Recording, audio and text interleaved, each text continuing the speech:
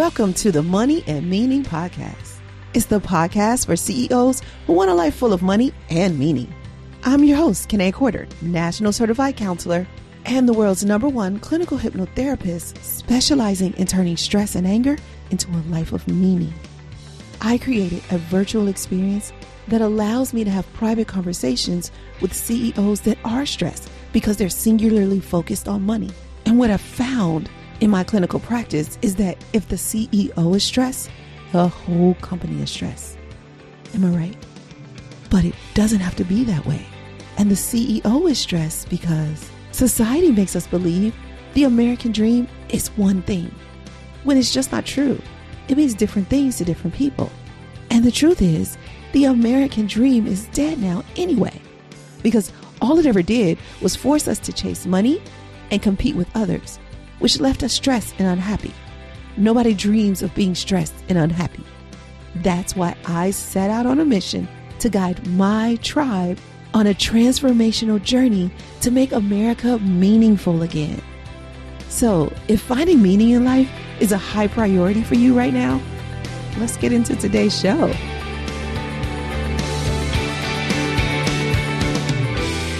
Mostly we've been talking to men, but today we get to talk to a woman. And what I love about the conversation we're about to have, we're talking to a woman in a male-dominated industry. And so there's a whole bunch of mental health that goes along with as being a woman working in a male-dominated industry. That is true. That is very true. This conversation is going to be so candid and so deep. So get ready to go there. If you are multitasking, I'm going to say sit down for this one. Yeah, I want you to do that. Let me introduce my guest to you. Sejal Lahkani-Bhatt is the CEO of TechWorks, a leading IT company based in New Jersey, focused on providing small and mid-sized businesses with customized solutions for their business. Sejal began her career working for a major global banking and left that world in 2012 to join her husband in his business, TechWorks. So by 2014, I'm going to add, she was so freaking good at what she was doing that Sage took over the operations, sales, and marketing for TechWorks and became the CEO. In March of 2019, Sejal's husband passed away. And we're going to talk a little bit about that. Tejas passed away from a heart attack at the age of 39. And since the loss of her soulmate and business partner, Sejal has repositioned TechWorks under her sole leadership. Now, I told you this is going to be deep. I told you we were going to go there, and I told you to sit down. So if you haven't already, go do that. And please join me in welcoming our guest today, Sejal. Hey, Sejal. Hi, and thank you so much for having me. I'm really excited about this. So a lot of times people are like, Kanae, your podcast is all over the place. You talk about stress from so many different places. But guess what? This will be the first time that we will talk about it from two of the places that we're going to hit with you. So, this is going to be so good. I'm so glad you're here. Thank you. I am really, really excited. So, Sage, if I can call you Sage, because we'll be friends by the end of this episode. Of course. We're already there. Yes. So Sage came to me through our EO. You've probably heard already in a couple of episodes. We've been interviewing a lot of EO entrepreneurs, and we chose EO because they have a specific type of entrepreneur. Mm-hmm. The entrepreneur dedicated to building and developing their companies, growing their companies, but growing themselves. So we're going to talk some about that 360 lifestyle as an entrepreneur, but from the beginning and the middle and the end, right? Because it's a journey. And it sounds like you have been on a journey. We've been moving. Yes. We've definitely been on some sort of journey. Yeah. So I don't know if you've heard our podcast before, but the first question that we ask every guest is, what is your idea of prosperity? That is such a hard question. And I have heard some of the podcasts before, and I thought about the answer to that, And if you'd asked me a year ago, I would have been very clear about what success was, what prosperity is, right? I want to be a great mother. I want excellent kids. I want a great thriving company, X million dollars, X million in sale, donate X amount of the percentage of profits to X charity. I mean, I had it all down pat. It's not like that anymore. My definition of prosperity changes on a daily basis lately. So as you mentioned, I lost my husband on February 28th of 2019. Wow. He was also my business partner, the father of my kids. And my definition of prosperity is making decisions, moving forward, and not letting anything stay stagnant. And when I say that, I don't necessarily mean it's making the right decision, because you don't know. But every decision puts you on that next step to look at that path. And now you've got different steps. It's kind of like that flow chart when you have boxes and it's like yes or no. Doesn't matter which one you choose because it takes you to the next step. That's kind of where I'm at. I have my definition of prosperity is seeing my kids thrive. We're past surviving. It's seeing them happy and laugh and be open and vulnerable and cry. My definition of prosperity in the business was getting it stable. It took me 10 and a half months. And on January 11th of 2020, we became stable. That means I was in the same position that I was in January of 2019, which is huge for me, but it's not necessarily everyone's definition of success. And my definition of success personally is to get through the grieving process and take time for myself while making sure that my company's striving forward and running forward and making sure that my kids are happy and doing the things I need to do to be good. So I guess it's kind of where it's at. Thank you. Thank you. Thank you for being so candid and authentic with us. And even though you're talking to a therapist, we are not going to make this a therapy session. Well, you'd be the first one I'm talking to this year, so take that as you want. So I will do my duty, but I will also make this fun for you as well. So talk to me a little bit about that stability. How did you get it back? How did you become stable? Honestly speaking, it is all about my network. I am consistently out there. I do a lot of talks, a lot of seminars, and I'm constantly the person that's out there saying, you got to have a good network, got to have a good network. And a good network is one you build from the get-go, not one that you're building in a time of need. And I have just an amazing network. I had two colleagues of mine so my husband was the main tech. Okay. So I do run an IT company and I'm very good at it, but I have zero technical skill set and it is what it is. And my husband was the technical genius behind the whole thing. And when he passed, you're not always thinking straight. There's a lot of stuff going on. And, I had people that stepped in. Two colleagues of mine that identified my current director of managed services. And when I say identified him, they identified him, spoke with him, determined salary, went through growth incentive plans, got everything signed, and then told me what had happened when I said, I think I need someone.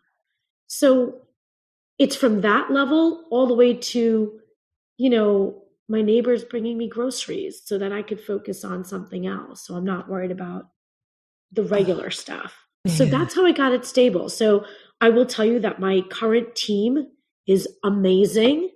My director of managed services, my two senior techs, they're absolutely amazing. They go above and beyond. They understand what needs to be done. And I've truly come to rely on them. I have a very large network, and being that I'm in EO, and I absolutely agree to everything you said. EO is just an organization in itself that is so amazing and so candid and vulnerable. And it's just such a great community to be part of. I have people in EO, and I have a very close network of people outside of EO.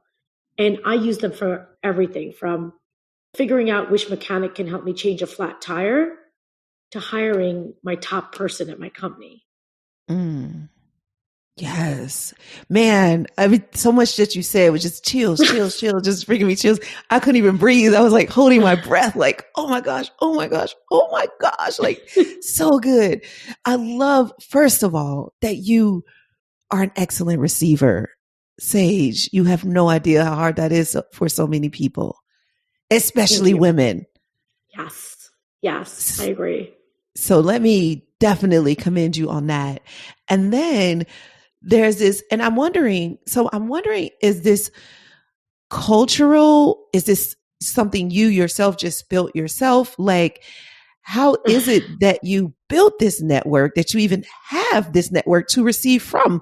Because in my book, The Art of Starting Over, I talk about like givers and takers, and then givers usually attract takers. They don't usually attract other givers. So when they do have hard times, like what you experience, they feel so lonely and alone and left to fend for themselves, and they have nothing to do. They have no energy, nothing to get themselves back. And they need that network, but they've built this network of takers.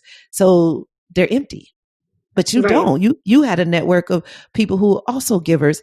How did that happen? Is that something that you were raised like that, or did you learn? What is that? I want to tell you that I'm amazing and everyone just loves me, but I think they might have differing opinions on that. I am a very strong woman, and I've always been. And I think if you ask anybody in my network, they would tell you the same, that she's a very strong woman. But I think it's really important to be vulnerable. And that is something EO teaches you. We can all be extremely strong, and we can do what we need to do and get ourselves out of bed and pick ourselves up. But I will ask for help. And I feel that even if you think someone's a taker, if you're asking for help, it is in human nature to help that person. When we're vulnerable, it's in our nature for us to help that person that's being vulnerable to you, at least in most of our natures, right? Mm-hmm. My network is extremely strong. The women and men in my network are incredibly strong. Like you said, I'm in a very male-oriented field. I have not been in a position where I've asked for something and somebody said no. And again, I just take that to mean that I'm amazing and awesome. Absolutely. But I think it's also, or more so, that they want to help. And one of the things I have done is say, look, I don't know what I need. Or the people that I know can help me, I've gone out and said, look, I'm sad, or I'm having a hard time, or I'm scared out of my mind, or I can't do this. Can you help me? And they've all jumped at it, and they've been amazing at it. And it's made it easier for me to be at a point where, you know, if there's something that I'm not comfortable with or upset with, I'm quick to ask, because I know I do a lot, and I've always done a lot, and I'm not ashamed or afraid to say, okay, this is just way out of my league, or honestly, I can't handle this. So I need someone to help me. Yeah, because I like how honest you were about your strengths and your challenges. You do a great job at running the company, but you're not a tech person. That's not who you are. Who you are is this CEO, but you don't have to be the tech person in order to be the CEO, which is why you hired this amazing team that you have so that they can do their parts. And that is brilliant. A couple of weeks ago on the podcast, we talked about building a conscious team, and it sounds like you've done that for yourself. Yes. Yeah. Absolutely. Like I said, this is Mental Health Awareness Month. A lot of this month, we've been talking about men's mental health, but I'm going to dig deep in a couple of things that women need some mental. And the therapist comes out. Yes, I just changed my clothes right now. I'm lying down. I'm ready. Let's do it. Okay, yes, good. Let's assume the position and let's go. So you did talk about being a strong woman, and then you talked about being vulnerable. Those two don't usually go together. That's like sort of like a contradiction, right? So how have you figured out when to be strong and when to be vulnerable? How do you choose between the strength that you have and this vulnerability that you also have? So I don't know if I have an answer for you. And I I'll know. explain why. I came from the banking world. And at the banking world, I was never vulnerable. I knew it Mm, all. I knew it better. And even if I had no idea what I was doing, oh, I could fake it till I made it. I know, right? And I mean, that was it, right? You're in this world and you are just out there for the kill. Yep. And when I started working with my husband, that in itself was a big thing, right? You're working together, you're living together, you're married, you got kids together. It's Yep. a lot of together. And we used to talk about it all the time. And it got to a point where we were having more open conversations about things that were going well and not going well. And working together helped me realize what my faults were and what my challenges were, my weaknesses were, and what his are Mm-hmm. and were. So we sort of had, it kind of started there. And I think that when you develop relationships with certain people, you just have that ability to become close with them. And I have, not everybody in my network, but I definitely have 3 or 4 people that I probably talk to. I'm going to say daily basis. They're going to tell you I call them 17 times a day. Well, I'll stick to my story. And we just talk and text so much that you get to a point where you're so easy to trust them that it's okay to be not okay, right? It's okay. Yes. It's okay to fail. It's okay to fall to the floor. And it's okay if you can't pick yourself up as long as you have somebody else to do it. And that's Yes. what I've realized in the last year, probably more so. Then I've Yeah. had to open that up to my kids, right? I cry in front of my kids when we're talking about, my husband, and I'm like, I miss daddy too. And we'll cry together, and then we'll stop crying and we'll go out and we'll go to the movies. I mean, we'll do something, right? So I think it's Yes. about, again, moving forward. So taking that decision, fine. You want to have a cry, you want to fall to the floor, whatever you want to do, let's do it. And then let's do the next thing. So I don't know Mm. when I made that choice, but I know that in the last year, I have definitely, especially with certain people in my life, become much more vulnerable. Things that, Yeah. wouldn't normally happen, that I normally wouldn't say. And I've started to look at things in a different way. So, yeah. Yep. Hmm. So I want to talk to you about your children and their mental health because you brought that up. But before I say that, I want to ask you of what is the feeling that's different between when you were at the bank and you were the know-it-all. And when I say that with love because I was the same know-it-all. Know it all, for I was sure. like, my motto was, I do not have to be right. I just have to be sure. It was Exactly. like, That's exactly right. That's exactly so right. I don't have to be right. I just have to make you think I am. That's it. That was exactly. my Exactly. So if I go at it with surety, like, no, this is the way we're going. Oh, this is a dead end. Okay. Now we're going this way. Come on. right, right. Exactly. So Exactly. And I meant that change in direction. That was all planned. Just go. exactly. It was all part of the journey. So talk to me about the feeling that's different from being that know-it-all to being able to be vulnerable. Do you notice a difference in how you felt then and how you feel now since you can be vulnerable when you need to be? I mean, I grew up, right? I think at some point we all get to the next chapter of our life. And this one was, I'm not working for somebody else. I'm working for myself. So if I Mm, don't know it, I sure as hell better not fake it. mm, Because now it's my ass on the line. I mean, it's everything. My husband and I worked this business together. We didn't have a backup plan. I wasn't in another company anymore. This was mhm. it. Yeah. So I think the feeling is just, it felt great. It felt great to be able to walk in. I've had some amazing, even mentors in the bank, but since I have had this company, I've had some amazing mentors that literally have given me everything, right? And taught me how to run this company and what to do. And when I lost my husband last year, it wasn't just my friends, it was my competitors, everybody.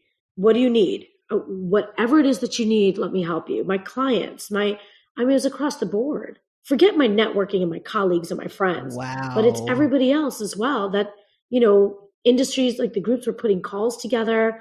My competitors in the area were like, what do you need? Whatever you need, let's figure this out. Let's help you. And the only reason they could do that is because they knew I didn't have a technical background. People knew where I was at. Yep. And now, look, are there a couple people that suck and we're like, oh, we can buy the company? Of course. But 99.9% of the people, what do you need and when do you need it?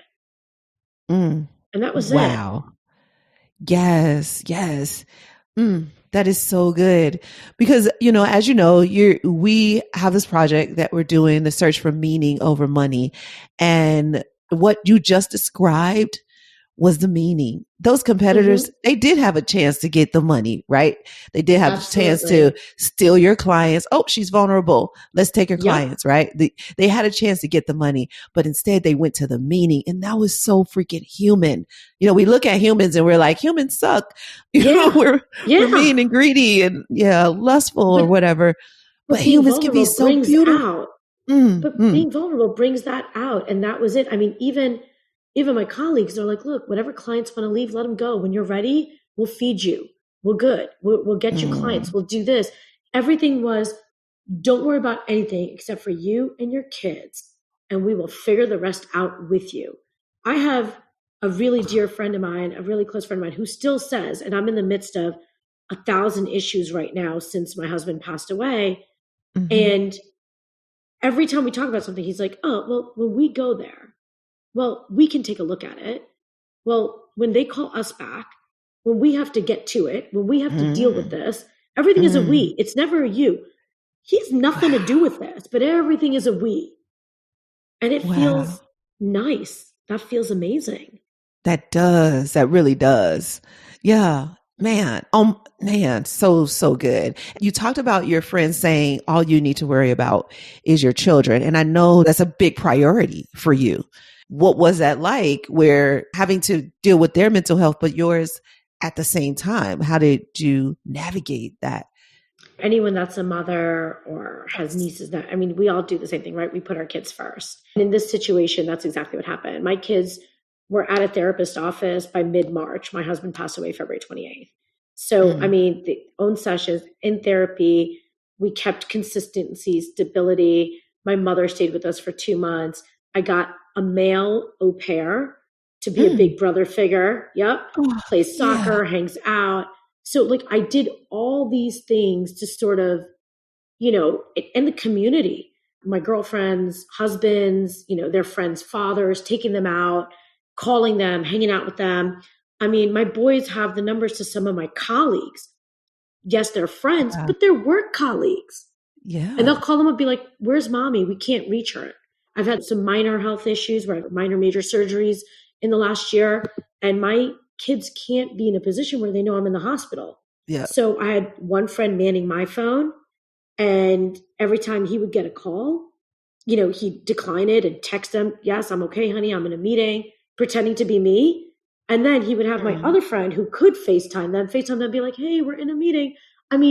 Again, it's just making sure that they didn't see a break in anything. Yeah. Wow. And we were able to do that. Yeah. And I think going back to that, men's mental health versus women's mental health, a lot of times men are just able to compartmentalize and be like, I'm at work. What? Okay. Right. What? But women, we have a really hard time doing that. Just before going on this, we're doing a batch recording today, but this morning had to start with me talking to my daughter, who might I add is almost 30, but it's freaking important to her to FaceTime me. And so I'm moving around trying to get stuff ready for the podcast, but I know I have to do this. Otherwise, this woman, not this kid, this woman is not going to be able to work through her day if she wasn't able to talk to me. So and so we do that. We stretch ourselves, we sacrifice. Because I could have been a little bit off. Would I have liked to dive deeper into whatever it was, this podcast, rather than multitask? Sure, I would. But a lot of times women, we just aren't able to do that. Our hearts are like kids first. And that is the way absolutely. And you nailed it. We don't compartmentalize for sure. The Beatles said, money can't buy me love. But guess what? We are all using money to get love. It's true. I'll tell you why I know. I've learned in my almost 20 years of working in the financial and mental health industries that money and love go together, whether we wanted to or not. All of our actions are based on doing what we think will get us the maximum amount of love. Now, later in life, we begin to use money to get that love. From the time we are children, we set in motion a plan to get our parents' love, then our friends' love, next our partner's love, and so on and so on and so on. So you see, around age 14, we make a final decision on how we will handle money. And it just so happens that at that same time, we are making a decision on how we'll handle love. You might decide to be a saver. You might decide to be a spender. You may even decide to be a hero or an enthusiast. Wondering what those two are? Take the money mentality quiz. It will reveal how you use money to get love. You don't have to believe me. See it for yourself. Take the money mentality quiz. Go to presidentiallifestyle.com/quiz and see for yourself. It's free and it only takes like 2 minutes. The great thing is you'll walk away not only knowing your money mentality or money personality, but you'll also know your money strengths and challenges so you can do something about them. So go ahead, take the quiz, but don't stop there. At the end, remember, give me your email address, your best email address, so I can give you some guidance to get enough love and money in your life to make it full of meaning. Go to presidentiallifestyle.com/quiz. The link is in the show notes. Now, let's get back to today's show. And so how does that, I'm not sure how I want to ask this question, but where does that leave me? Yeah. I think I started grieving a little bit later. So one of the things, unfortunately or fortunately, there were a couple women that lost their husbands before me and a couple after me, and we all live close together. So a lot of my stuff has come from that. Like I said, I don't see a therapist, and every day that goes by, I kind of think, oh my goodness, if I have to rehash the last year and a half with a therapist, I'm not going to make it. So, but I have 3 friends that I talk to about everything. 2 are male, 1's female. And we literally talk about everything. And just like you said, with the 2 males, they compartmentalize. So when they're at work, they're just trying to do their thing. And I'm calling because, an idea flipped into my head and I need instant gratification. I'm like, I need to get this out now. And so we've had that conversation. I'm like, look, here's kind of where I'm at. So, every now and then, when I want to just talk about something and you've got a deadline in 3 minutes, I think I might be more important. But that's sort of where I'm at. Mm-hmm. I do what I can. I'm definitely going through the grieving process a bit more now, but it's hard. My focus was the kids and the business because the mortgage still needed to be paid. Yeah. And, all of these things need to happen. And so mine is definitely a little delayed. Is that how I would suggest anybody do it? Absolutely not. But that's what worked for me. Has it worked great? I have no idea. We'll see how screwed up I am in 5 years. I don't know. Yeah. And such is life, and I'm glad that you brought up that one, not everybody needs to do it this way. Like I chose it this way because sometimes when people choose a way, like we talked about earlier, when somebody is sure that this is right for them, they want to impose that on everybody. And you just need to do it my way because this is the way it worked for me, or at least I made it like it worked, right? So thank you for making that differentiation. This is what you did, and somebody could do it completely different, and that would be right for them. And then I also want to touch on, you talked about this is Mental Health Awareness Month, and you talked about not doing the therapy, but now that you're thinking about therapy, it makes it even harder because you're like, no, they're going to make me rehash the last year. I'm really not going through it. And I loved that honesty because it's true. I'm a therapist, but I can say that is a lot of times what therapists do. Really, really focusing on the past year or the thing, the thing that the triggering event when maybe if we can go past that, actually past the last year, maybe a little further to see what is it that has you handling it the way you're handling it right now. Because Right. the steps that you're taking right now did not come from the last year. They came from 20 years ago, 30 years ago, whatever was instilled in you years and years and years ago. That's where that comes from. And we redo every year our way. And the brain just says, you know what? This is safe because this is the way I know how to do it.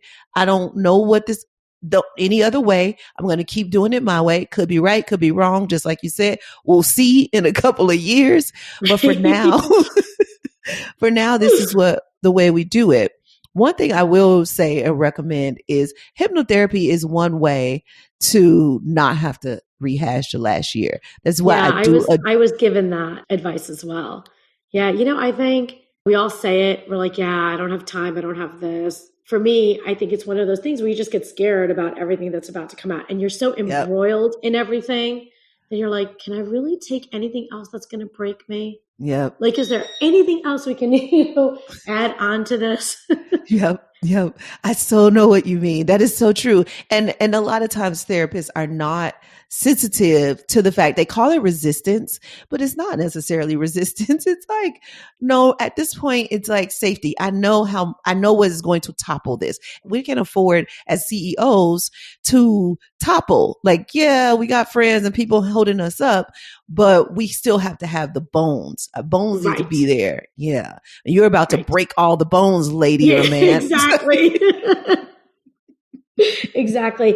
And the other thing, what has worked is I do have a friend that's outside that I do talk to about everything. So it's not like I keep everything bottled in. I mean, this friend knows everything, all the issues that have been happening in the last year, everything about the company, my bank PIN codes. Okay. So like we're talking about everything. Yeah. So it does help to have somebody that you can just call and be like, blah, blah, blah, blah, blah. And they're just like, yes, well, do you remember, a month ago when this happened and this happened? So that's why. And I'm like, oh yeah, okay, no, I didn't remember that, but thank you. So, so that helps. That definitely helps.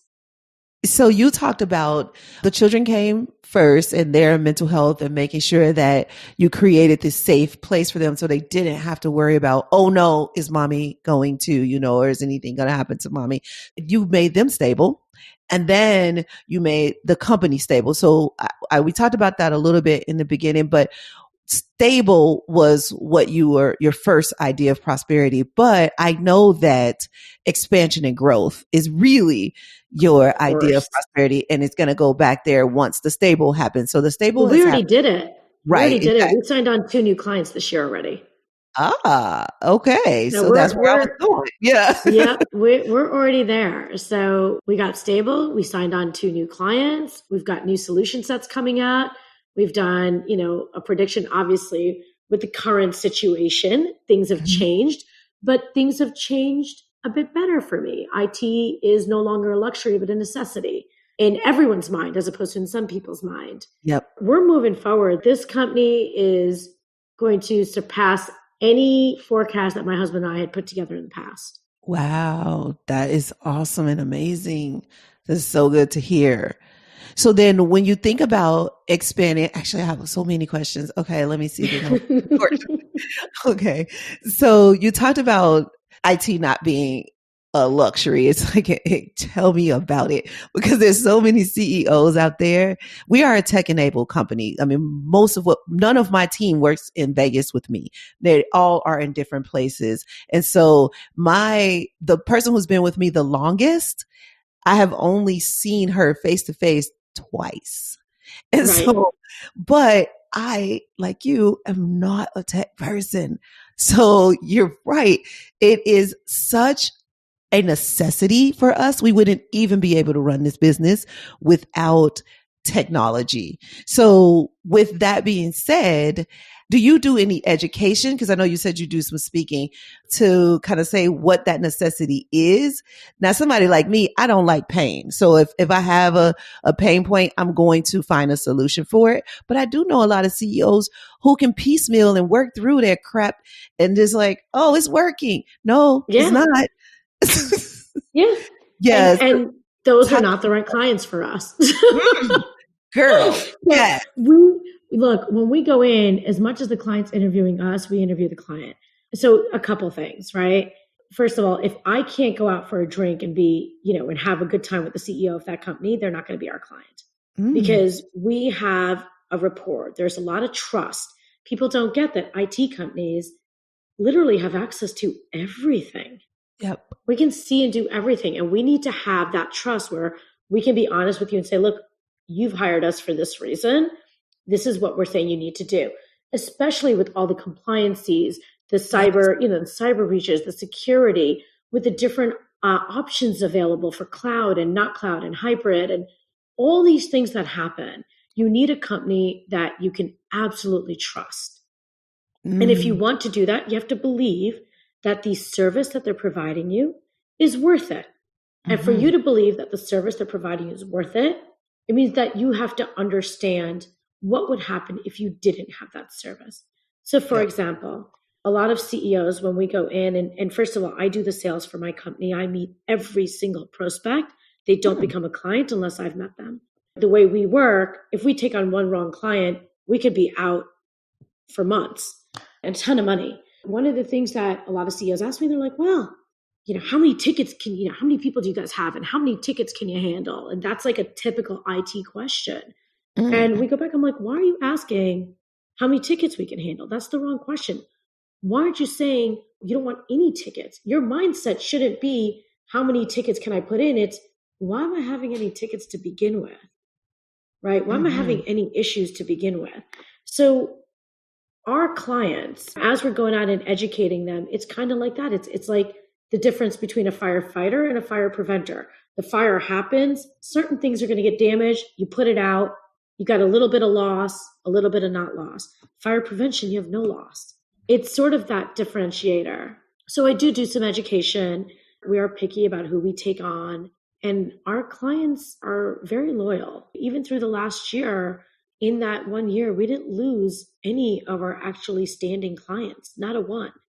And I'm not going to lie, for 1 year, it was really hard to support. I had no team. I mean, I lost my husband. His brother quit. I had one very junior person that we just brought on in January, and my husband passed away in February. My brother-in-law quit in April. So I had nothing. To have that kind of relationship with your clients, it's a lot. It says a lot about them, and it says a lot about you and your company. Yes. And it also says a lot about your process. Yes. Because if you didn't have that process in place, then the strength of that relationship wouldn't have been there. Exactly. Yep. So I'd like to recap before we go to, I have two more questions for you. And this time went so freaking fast. I can't believe it. Sorry. I have so much more to talk about, but as usual, because this is heaven for me. Like this, when I think about if heaven exists, it is a bunch of really deep, full, fulfilling, meaningful conversations. And that's it. That's heaven. So it always seems to go so fast, but I like to recap mainly because we used to have a podcast that was really step by step, like step 1, do this, step 2, do this, step 3. But we made this shift to talking about meaning over money. It became a little esoteric and hard to like pinpoint the step by step process.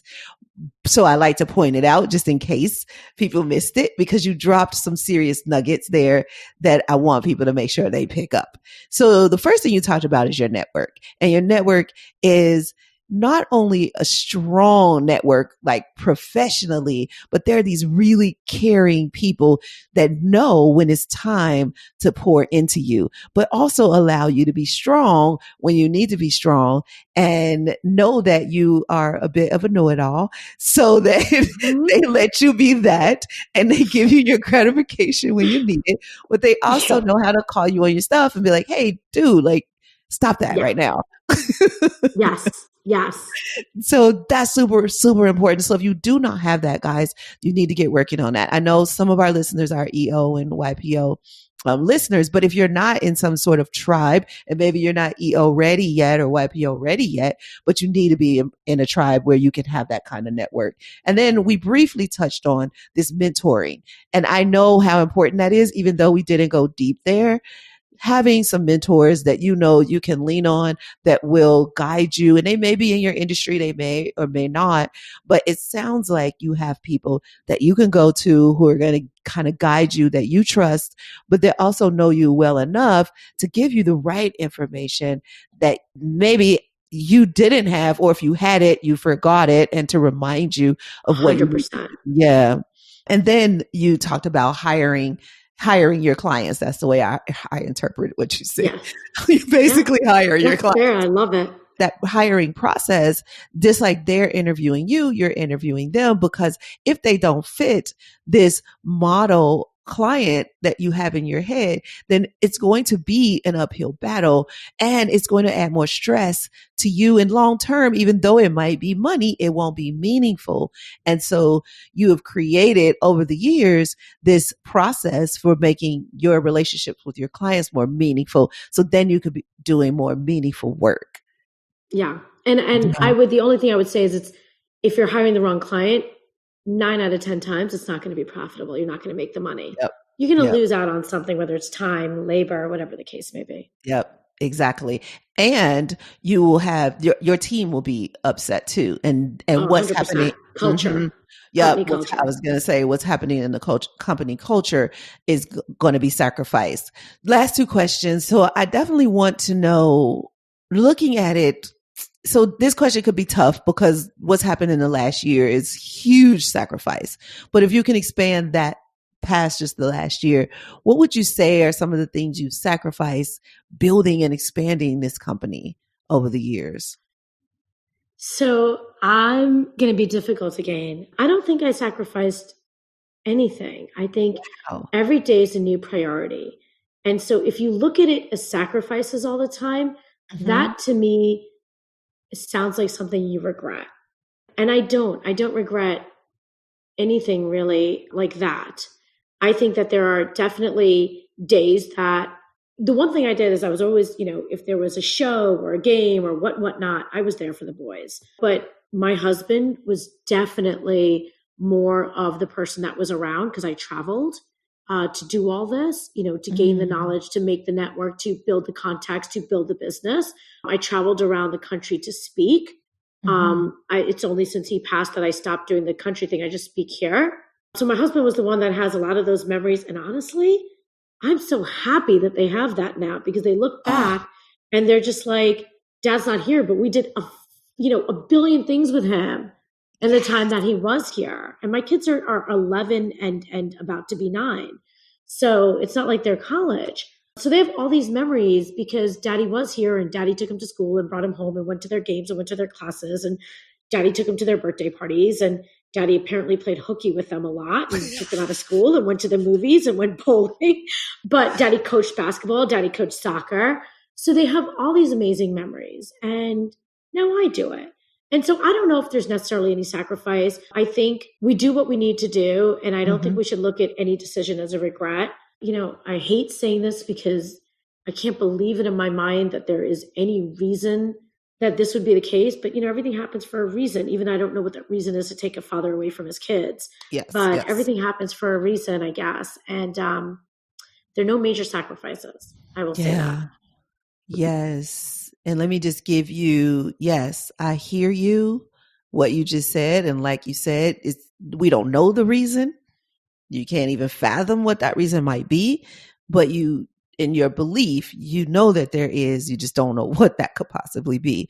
So I appreciate it. So if anybody knows, you could let me know. Please. Yes. Please let us know. Cause it's so tough to understand why shifts like that happen. And it may not be linear, like this A plus B equals C, like this cause and effect kind of thing. This is because of this, now this can happen. It is like all of these other moving parts and zigzags to get to reason. Yeah.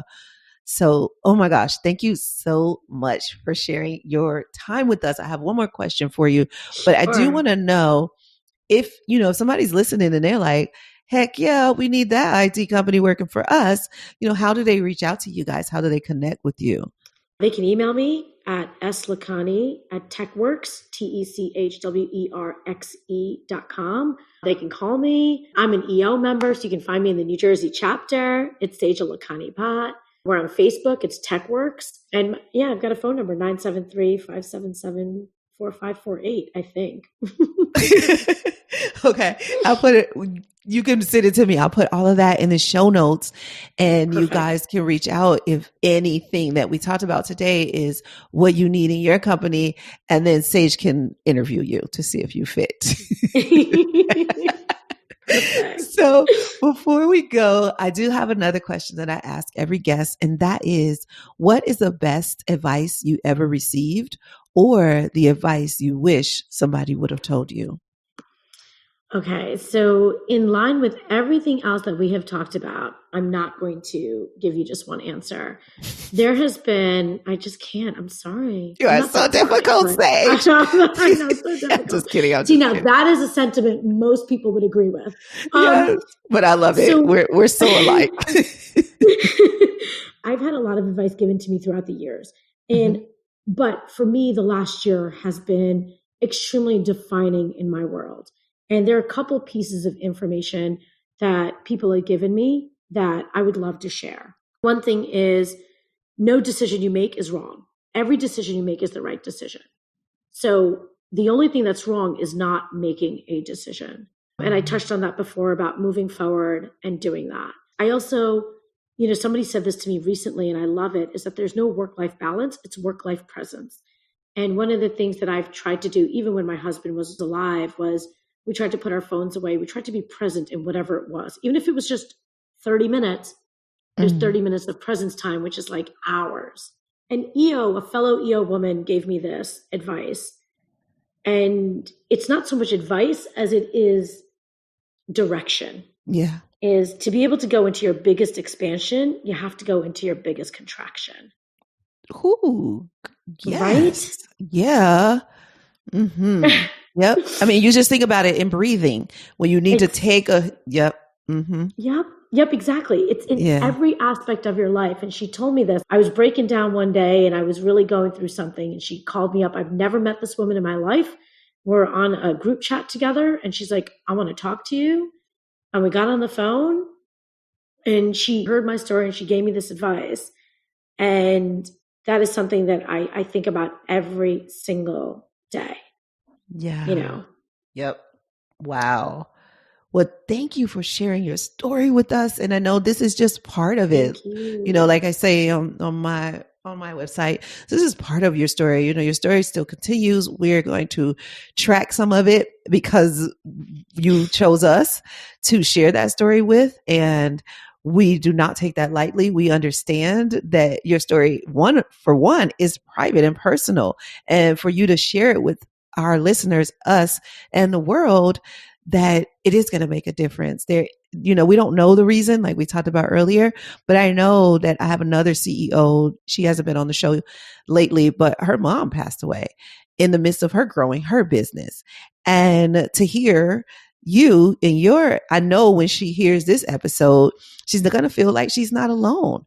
Like, okay, another CEO is still building their company. Because some people choose to break down and be like, oh gosh, I can't survive. And that is okay if you do that, but that's a choice that some people make. And when you don't make that choice, you can sometimes feel like did you love the person? Because you didn't fall apart. You stayed strong. Did you really love? And this was something she shared with me that like people expected her to like give up stuff and like, So I would just like to, I am going to interrupt because that is one thing is people have this vision of what you should act like, be like, look like when something this out of the ordinary happens, when something this absolutely awful and tragic happens in your life. And if you don't represent that crying, weeping, failing, falling to the floor, then they think you don't need anything and they start to move away. Yes. And one of the things you talked about being vulnerable is I go onto Facebook. I don't post a lot of stuff, in the last year, but I do post about once a month. And that's what I say. I say, look, just because I look strong doesn't mean I haven't sat inside my house or my car and cried for 6 hours. And I think it's really important for people to only not judge, but understand that everybody has their own way of doing something. People would say, if I said I wanted a date, isn't it too soon? If I said I didn't want a date, you don't want a date? There's no right answer. It's not. You're so right. And there's no playbook.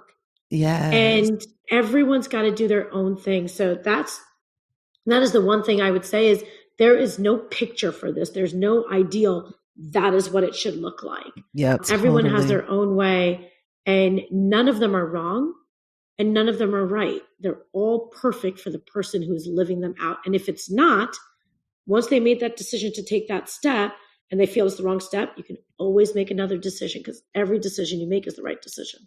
Totally. Yeah. And I'm just going to add to that with my own little personal story. I remember in 2011 when my grandmother passed away, and she was like one of my best friends, and we were really, really close, but I had moved from Chicago, which is where I'm originally from.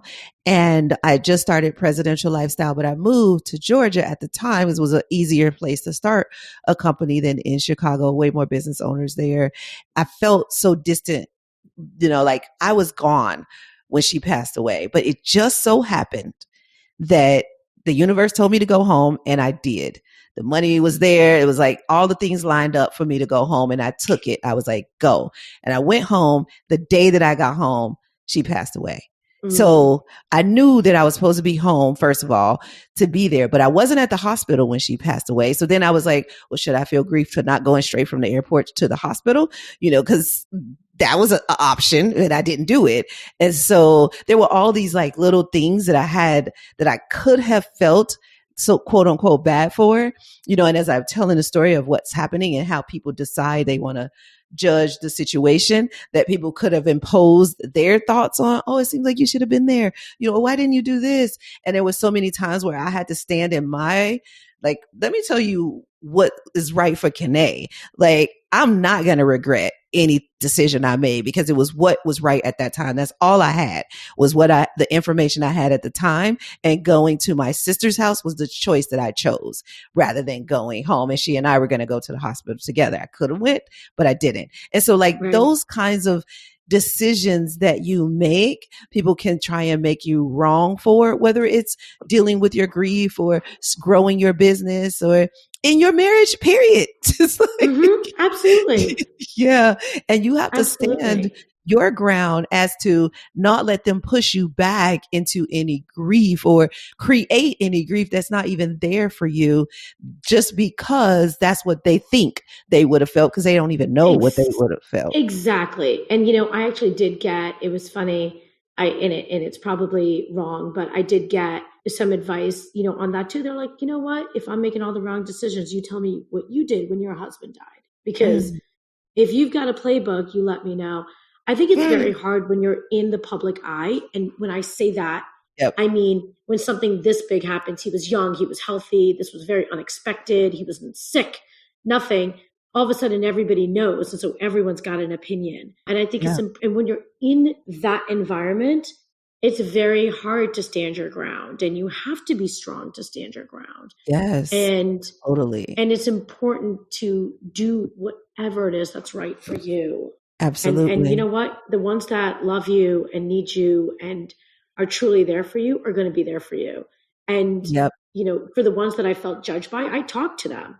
I called them up and I said, hey, look, I kind of felt, and we talked it out, and it was done, and everything is good. So I think it's just a matter of communication and doing what's right for you. Oh, I love you.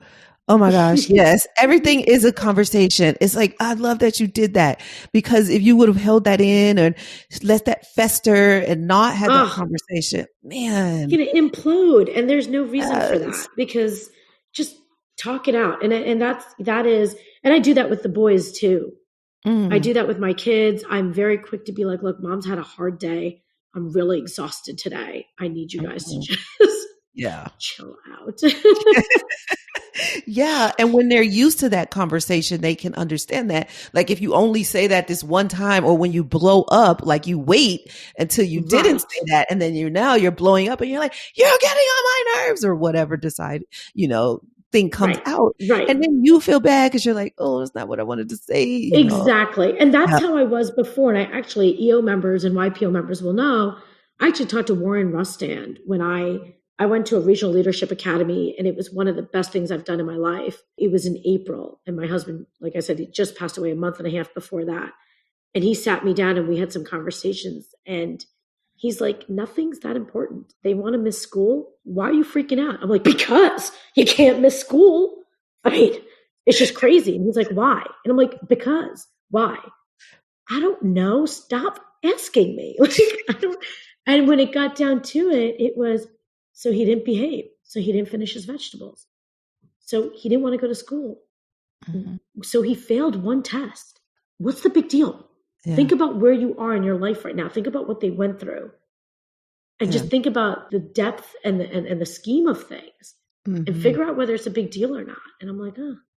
And once I was able to release some of that, we stopped getting into blowouts. And when I say we, I mean me, stopped getting into blowouts. And our relationship has gotten so much better. And being a single mother, I didn't have a choice. I'm a single, full-time working, business owner mother.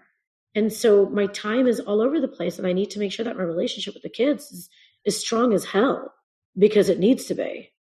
Yeah. And I think you kind of need to come up with another word. After you described your whole life, and your single mom doesn't really sound like it describes you. I think you're like in this, we need to create another category, because it's something different. I don't know what it is yet. It'll come to me and I'll text you and they're like, oh, I know what you are. Well, you could ask some of my friends. They have words. I'm not sure I could use them right now, but they have words. Right. So I just want to say thank you so much for sharing all of this, allowing me to do my work, because like I said before, I'm in heaven talking to you. And I know that there are other people who are grabbing these nuggets that you're dropping. And even if they're not, they're in the show notes, so you can go back and read them. And I think you should listen to this podcast episode again, because so much that you dropped was so freaking important. And whether many of the listeners are EO and YPO, and if they're not even in that, they're in that kind of same place that you are. But what I like about it is what your strengths are, like what you told somebody else, that's somebody else's challenge. So they get to learn from that.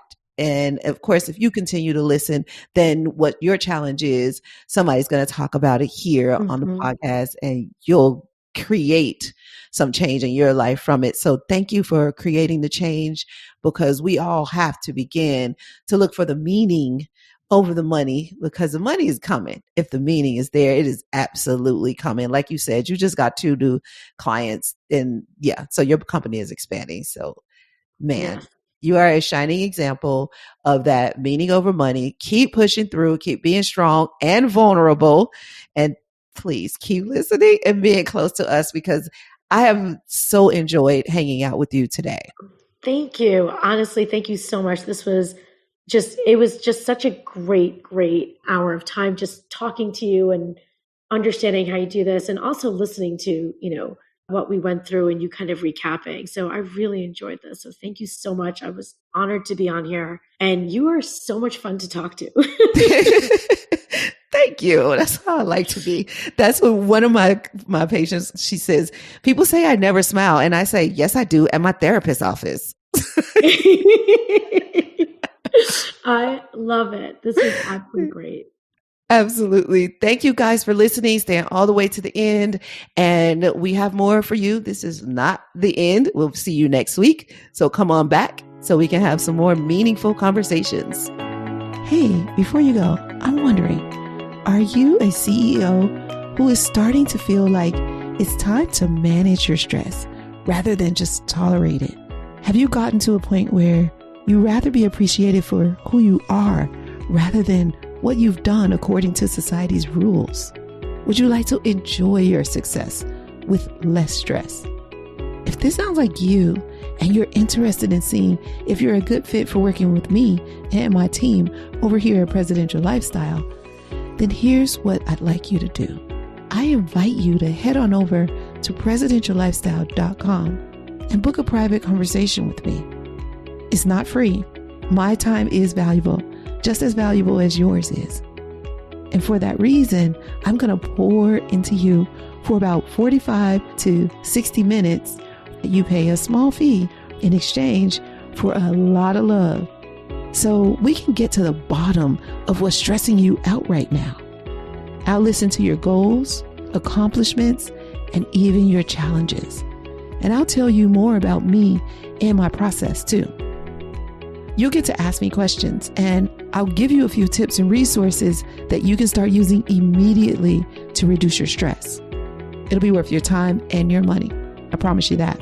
At the end of our call, if we believe that we can work together successfully, I'll share with you the fastest way to get to where you want to be using my program. At Presidential Lifestyle, we help CEOs all over the world navigate through stress and turn their money into meaning. To see if we can help you do that same thing, head on over to presidentiallifestyle.com or simply click the link in the show notes. All right, go now. I'll see you there. Talk to you sooner. Thanks for listening all the way to the end, my Prosperity Pro. I want to stay connected with you. Here are 4 ways. Pick the one that works best for you if you want to stay connected with me. 1. If you have any questions, I'd love to answer them. Send them to podcast@presidentiallifestyle.com. I'd love it if you would make a 1 or 2 minute audio message and attach it to an email. That'd be the easiest way for me to get it. Ask me anything about creating a life of meaning over money, and I'll get you an answer. Remember, the email address is podcast@presidentiallifestyle.com. 2, subscribe to this podcast and share it with your friends, because you guys might want to have a discussion about it, especially if they're a CEO who wants to shift from the old American dream to a life of meaning. 3, we try not to have any sponsors on this show unless they are truly in line with our values. I mean, really a good fit. So that means we fund this podcast ourselves. I'd like you to take a look at our resource page to see if there's any products or services that we recommend that are right for you. If not, no worries, maybe later. If so, please use our affiliate link to purchase. Thank you in advance for doing that. You are such an amazing person. Okay, 4 and last. If you want to know what's happening over here at Presidential Lifestyle and you want us to email you the update, then go to presidentiallifestyle.com/blog/now. And you'll see the current updated blog for the week, but you'll also see a link to subscribe to that blog. We can email it to you if you like. That's presidentiallifestyle.com/blog/now. Don't worry, you don't have to remember that link or any links. They're all in the show notes. Oh, and I forgot to say, if you're enjoying this podcast, go ahead and leave us a review and tell us how much you're enjoying it. And now for the legalese. This podcast is not to replace professional counsel. The best advice is from a professional who knows you and your specific situation. The topics discussed in this podcast are general in nature and for informational or entertainment purposes only. We encourage you to meet with a professional that you can discuss your specific situation with. Whether you choose us or someone else, one-on-one counsel is important, whether it's a financial, therapeutic, legal, or other decision. So that's all for now. I'll see you next episode. And remember, you can have wealth in all of its forms. Believe it, and you'll soon see it.